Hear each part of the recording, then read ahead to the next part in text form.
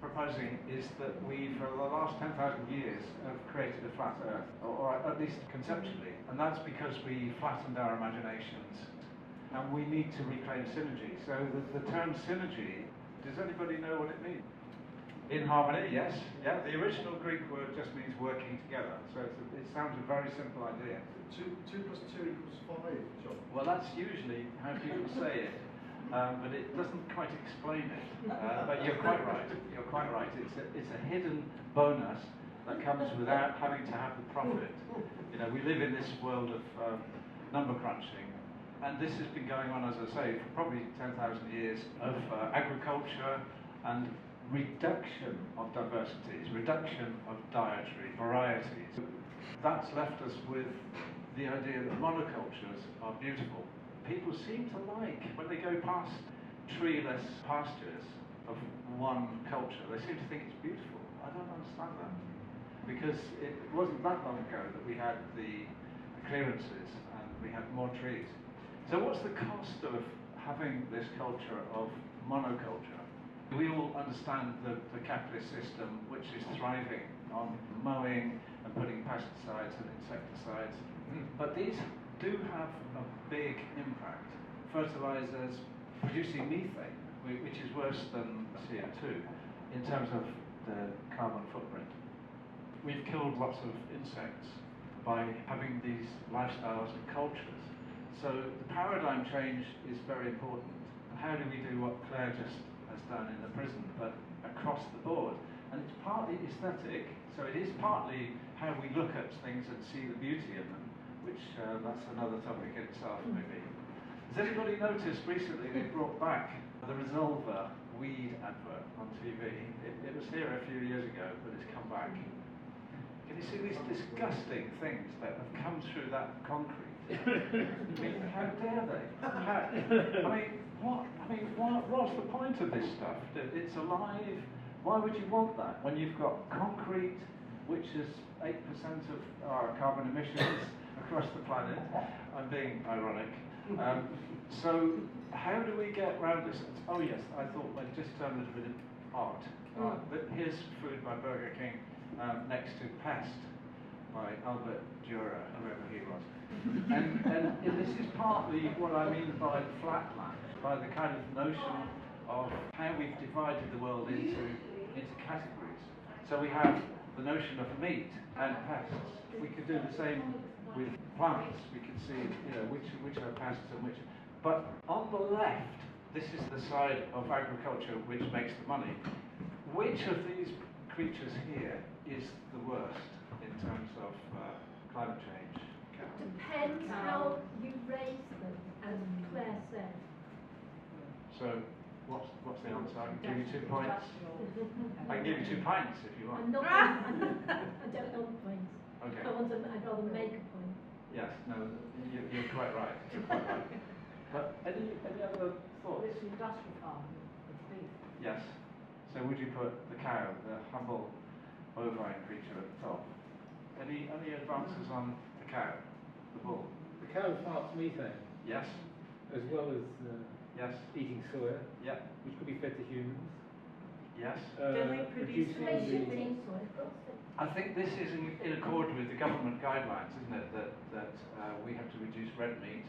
Arguably, that little fellow at the top is worse in the sense that it eats all sorts of other stuff apart from the grass, and it eats trees. Yes. So it will gobble up all sorts of biodiverse plants. I'm not saying that's the right answer. It's just one of the many factors. I should have actually talked about the idea of the pest. There's a division between these two parts of the living world, and these things, by implication, are pests. In other words, they threaten the agricultural side. But of course, Well, if you carrot the fox, you'll get rid of the lamb, I can assure you. yes. They'll kill them. Sorry, John, it's interesting because say that's a grasshopper or a locust. Is that not changing as well because they are becoming a food source? Yes, it could well be. I'm just being provocative. I haven't got an answer. There isn't one. I'm just being provocative. But I just think, well, there's a very complex biosystem. And Henry Dibbleby did some work on this, and that's partly why he was advocating introducing species that hadn't been here for a while. So the complexity is partly a good thing.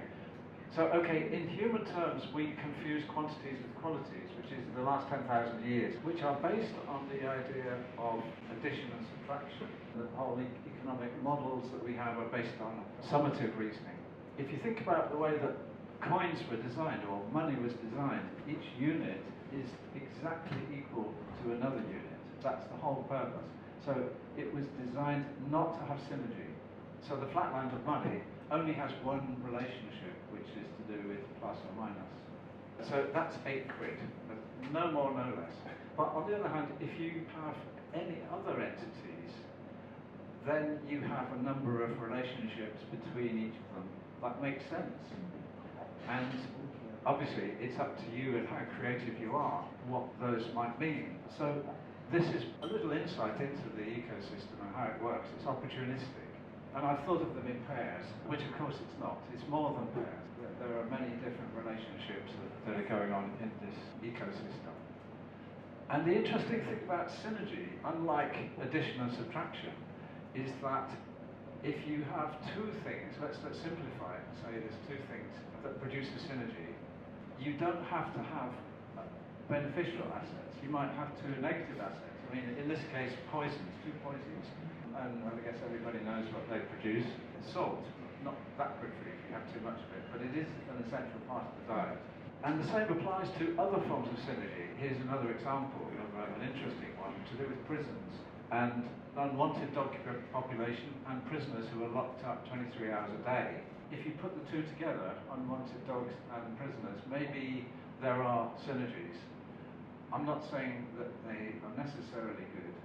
And in fact, that is one of the hallmarks of synergy. Buckminster Fuller defined synergy as the behaviour of whole systems unpredicted by the behaviour of their parts, which is one reason why we don't use synergy, because it's harder to design. We have to be opportunistic. So one of the great things about synergies is that you can create opportunities and then allow people to choose from those opportunities. Another example in nutritional terms is just the synergies of the tomato and the cooking process. If you cook tomatoes, you enhance the nutritional properties. So that's pretty straightforward. It actually means that tinned tomatoes are not necessarily that bad for you. This tin here, where's it from? Oh, it's from Italy, probably China. But never mind, it says Italy on the tin. But it will still have nutritional properties. If you're cooking a sauce and it's losing its flavour, if you just add one fresh tomato, it will come back again. So these are synergies that are quite useful. Everybody, I think probably everybody knows now about the 32 plants that we should have a week. And again, that sounds very daunting, particularly in a prison context. It's more than a summative process. We can't really understand it. In fact, there's 435 pairs. One of the benefits about this is that you don't necessarily have to go out and buy farmers market produce. You can actually get tiny amounts of this.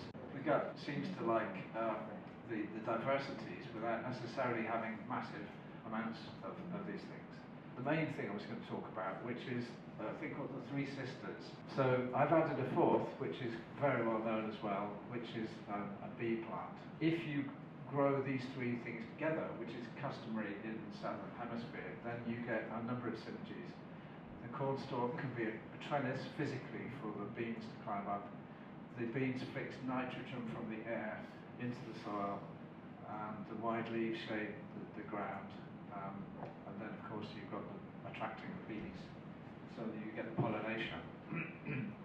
This is called the Three Sisters, and maybe there are a number of other examples of synergies in food growing. I did read somewhere, and I can't find it now, but somebody made an equivalent to meat eating. There's also various cooking methods, high alkaline cooking that delivers very enhanced nutritional benefits.